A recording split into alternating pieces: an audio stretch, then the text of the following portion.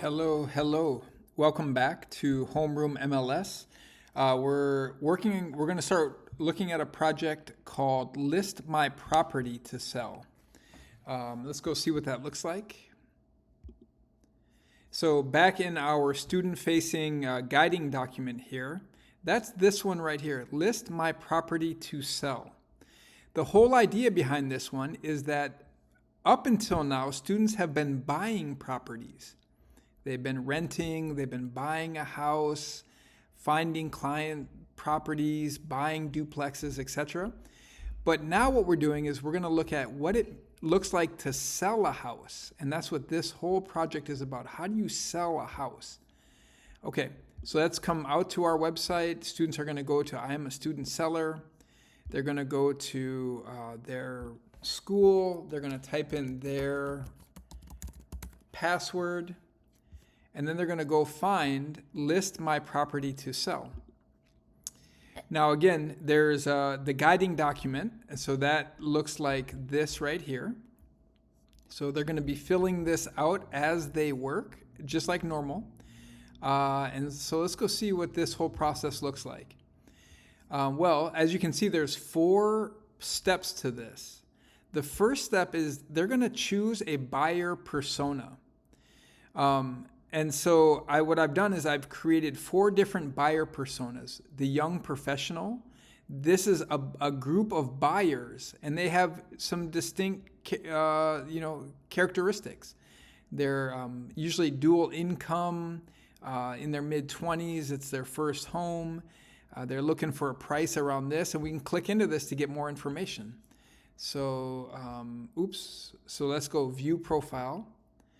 And so you can read a little bit about them, what they must have. They must have walkable neighborhoods, a home office, ready to move in, all this kind of details that the student would want to know about. So, but look that's way different than a downsizing empty nester. Let's go see what that's all about.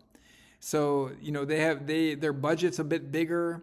They're looking for a single story. And low stairs and low maintenance and an open floor plan and walk-in shower. So long story short, the students are going to pick one of these profiles, and then they're going to go out. So let's go back to step 2 here. So once they choose a profile, they're going to go out to Zillow and find a house that fits that demographic. So they're going to choose whatever city they want to do. So maybe it's Minneapolis.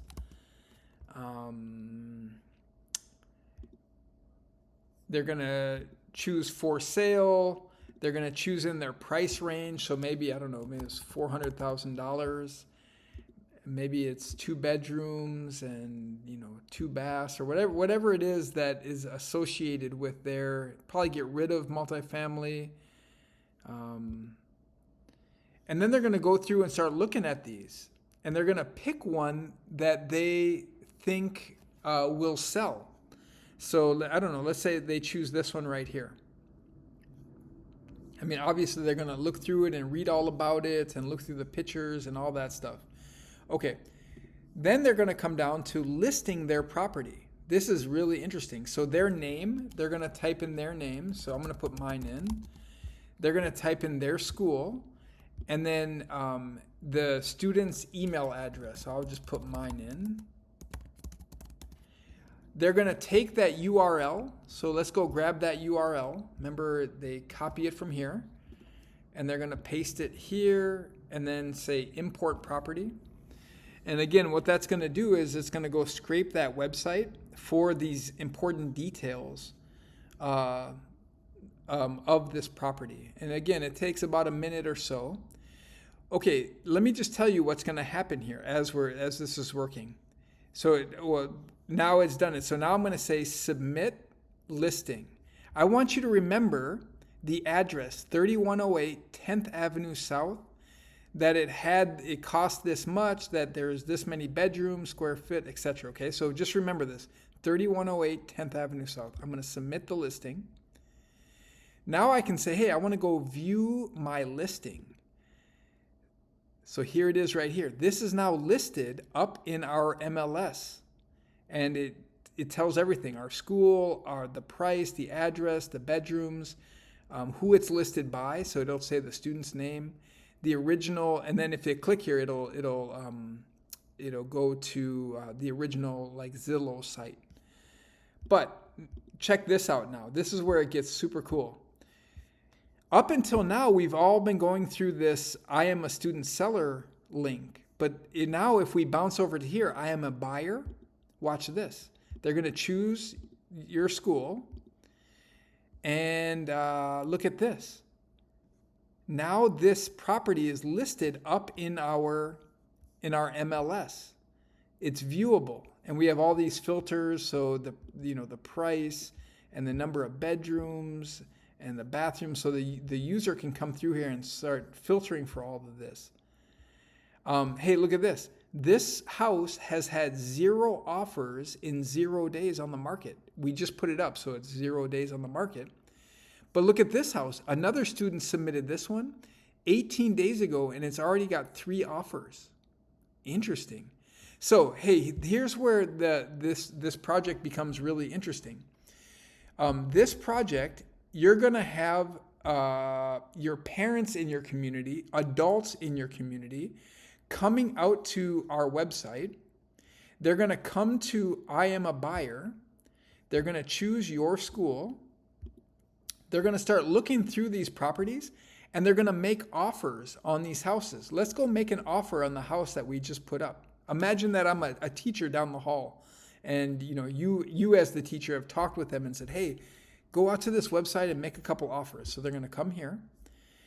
They're going to look about it. They could click here and look at the original, all the details of the offering, etc.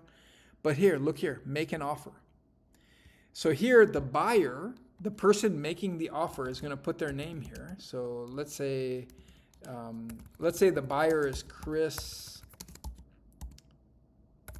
Jean, and then they're going to put their email address in. So maybe it's cjean@gmail.com. I don't know. They're going to put their offer in. So, right now they're asking $365 for it, but maybe they see that there's a bunch of offers on it, and so they're going to bump it up a bit to $375. They're going to put how much down payment they're going to offer. They're going to decide who's going to pay closing costs. So is the seller going to pay the full closing costs, which would mean for the buyer it's going to be 0? Or is it going to be half and half? Or is the buyer going to pay all the closing costs? Let's choose that one. And then earnest money. How much earnest money? Typical is 1%, but maybe they want to put down more earnest money to show how serious they are. And then is an inspection required? So it could be that they're saying, hey, this is a really competitive market. I feel really confident. I'm not going to require an inspection. And so what happens now is this, when they hit submit, this is the fun part. Let's go back to here. You can see that now there's an offer being placed on this unit. And what happens is that offer gets emailed to your student. That offer gets emailed to your student. In fact, I think it just landed for me.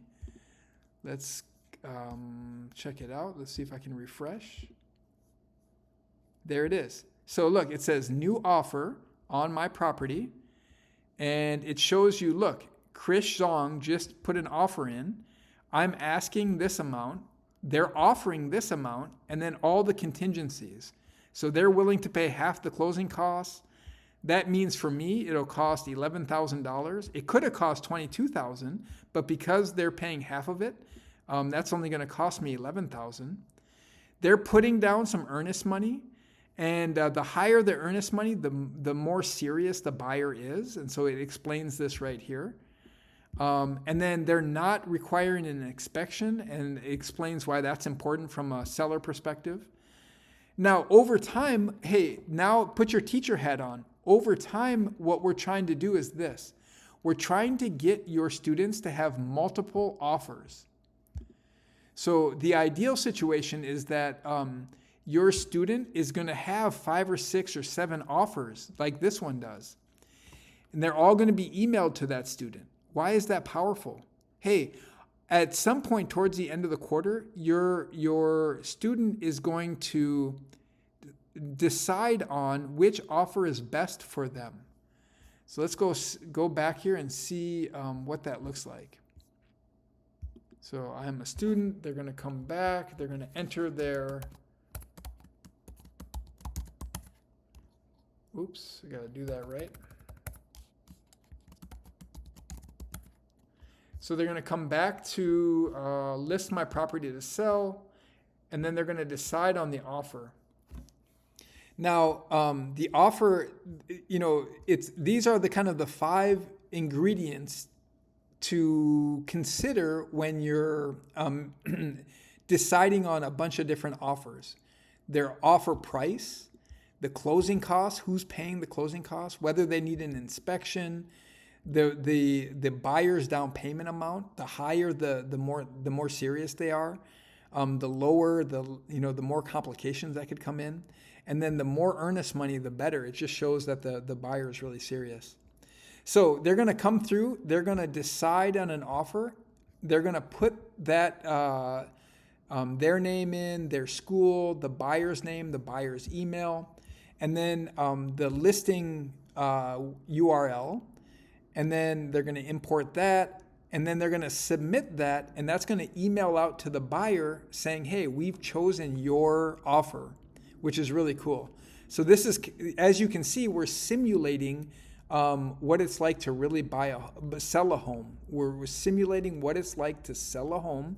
And that includes multiple offers and having to think through contingencies, and then notifying the buyer that you've accepted their offer. So the really powerful stuff. This is like really cool stuff. And again, at the end, you'll grade them, and then you'll transfer that grade to here. Now, the only tricky part of this one is you're going to want to, don't save this one to the very last. Even though it's listed last on this project, on this guiding worksheet, don't save it to the last, because you're going to want a week or two for the adults in your community to make offers. And so just build that into the project that you're going to need a couple weeks. So don't wait until the very end to run this project. Do it, scatter it in here somewhere. But hey, that's the project. This project's really cool. The students are going to find a home. They're going to list it. They're going to post it on our MLS. They're going to get offers on it, and then they're going to decide on which offer is the best based on a bunch of contingencies. So really cool stuff. The students really like this one. Again, if there's any questions, email me.